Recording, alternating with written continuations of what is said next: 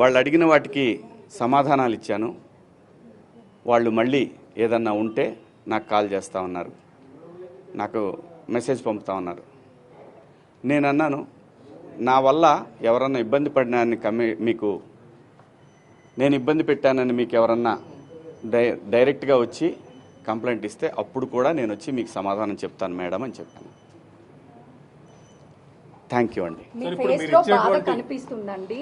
So apology చెప్పారు, కానీ ప్రకాష్ రాజ్ మాత్రము ఇప్పటికీ చెత్తగా మాట్లాడాడు, శివాజీ ఆడవాళ్ళ పట్ల గౌరవమే లేదు అని చెప్తున్నాడు. ఏం చెప్తారు మేడం? నేను ఇంకా చూడలేదండి, చూసి నాకు చెప్తాను. ఆయన సార్ మీరు ఇచ్చిన ఎక్స్ప్లెనేషన్ తోనే ఇప్పుడు ఈ మహిళా కమిషన్ యాక్సెప్ట్ చేశారా సార్? మీ మాటలకి కట్టుబడే ఉన్నారా? కేవలము 2 మాటలే పొరపాటుగా అన్నాను అన్నది మాత్రమే వెనక్కి తీసుకుంటున్నారు. వాళ్ళకి ఏవైతే నచ్చలేదో వాటికి నేను క్షమాపణ చెప్పాను. నేను ఇచ్చిన స్టేట్మెంట్ అలాగే ఉంది కదా, దాన్ని నేను వెనక్కి తీసుకున్నది ఆగుతుందా? కాదు కదా. నేను మంచి చెప్పటం తప్పు అనేది నాకు అర్థమైంది. సోషల్ మీడియాలో విపరీతమైనటువంటి మద్దతు వస్తుంది. నేను అనేది ఒకటే, ఏమవుతుందంటే ఎవరినో పొగిడిన తర్వాత ఇంకో ఎవరినో విమర్శించినట్టు అవుతుంది. కాబట్టి ఈ విషయాన్ని ఇంతటితో వదిలేద్దాం. దయచేసి అందరూ కూడా ఎవరి అంతరాత్మలకు వాళ్ళకి తెలుసు ఏం జరుగుతుందనేది. అందరి అభిప్రాయాలను గౌరవిద్దాం. ఫైనల్లీ సోషల్ మీడియాలో మద్దతు పెరుగుతుంది కాబట్టి ఇక మీద నుంచి కూడా అవేర్నెస్ కల్పిస్తూనే ఉంటారా? ఈ లైన్ స్టాండ్ తీసుకుని ఒకటి కేవలం ఒక్కరిద్దరు మాత్రమే వ్యతిరేకించారు, బయట సామాన్య ప్రజలందరూ కూడా మీ వెంబడి ఉన్నారు, మద్దతు ఇస్తున్నారు. సో దీనికి మీరేమంటారు? నేను అవకాశం ఇచ్చానండి, కొంతమందికి మాట్లాడే అవకాశం ఇచ్చాను. ఇక్కడ నాకు అర్థమైంది ఏంటంటే, నువ్వెంత నీ బతుకెంత అంటున్నారు, వాళ్ళని గౌరవిస్తాను. ఇప్పుడు మీరు చెప్పిన దాంట్లో కూడా నా మీద అంత నా వెనకాలే ఉండి నా మీద కుట్ర చేశారన్నారు. అదే నేను అనేది. నేను ఎవరికి భయపడను.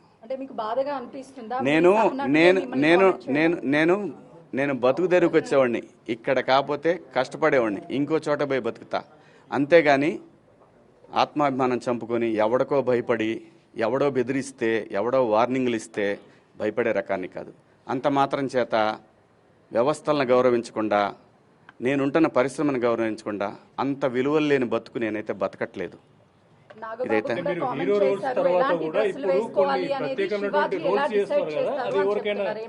నా చూడండి, నాకు భగవంతుడు ఈ జన్మలో నటుడిగా బతకమని ఇచ్చాడు. బతికే బతుకులో సమాజానికి ఉపయోగపడే విధంగా బతకమని చెప్పాడు. నేను అలాగే బతుకుతున్నా. అన్నిటికీ ప్రతి ఒక్క దానికి గుర్తుపెట్టుకోండి, కాలం కర్మ అన్నిటికీ సమాధానం చెప్తుంది. నేను ఒకటే చెప్తున్నా, నా వెనకాల అంత కుట్ర చేయాల్సిన అవసరం లేదు. నాకు ఈ సినిమా కాకపోతే నేను రైతు కొడుకుని, నాకు 30 ఎకరాల పొలం ఉంది, వెళ్ళి బతుకుతా. కానీ భయపడే రకాన్ని మాత్రం ఎప్పటికీ కాదు. ఇది పొగరు కాదు, ఇది నా ఆత్మాభిమానం. నాగబాబు గారిది నేను చూడలేదు. వీళ్ళిద్దరు మీరు చెప్పింది నేనేమీ చూడలేదు. అందరికీ నచ్చే విధంగా ఎవరు మాట్లాడలేరు.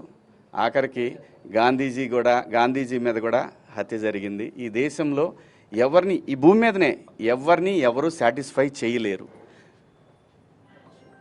యథార్థవాది, లోక విరోధి.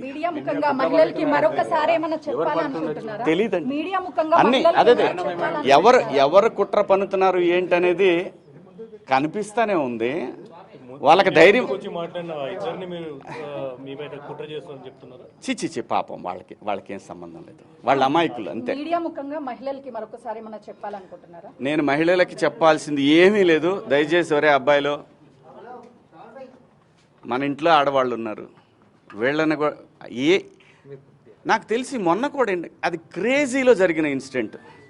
ఒక ఆర్టిస్టులు కనపడ్డప్పుడు జనాలు, పిల్లలు ఎగబడతారు. అదేమైందంటే ఇబ్బందికరంగా అనిపిస్తుంది. ఆ పాపం వాళ్ళకేంటంటే, నేను భాష రాదని మాత్రమే చెప్పాను కానీ లేకపోతే ఆ సలహా కూడా ఇచ్చేవాడిని కాదు. ఎంబ్రాసింగ్గా ఫీల్ అయిందని ఓ మాట చెప్దామనే దాంట్లో మాటలు తూలాను. దానికి అపాలజీ కూడా చెప్పేశాను. థ్యాంక్ యూ అండి. మీడియా సోదరులకు కూడా నేను చెప్పేది ఏంటంటే వదిలేద్దాం దీన్ని.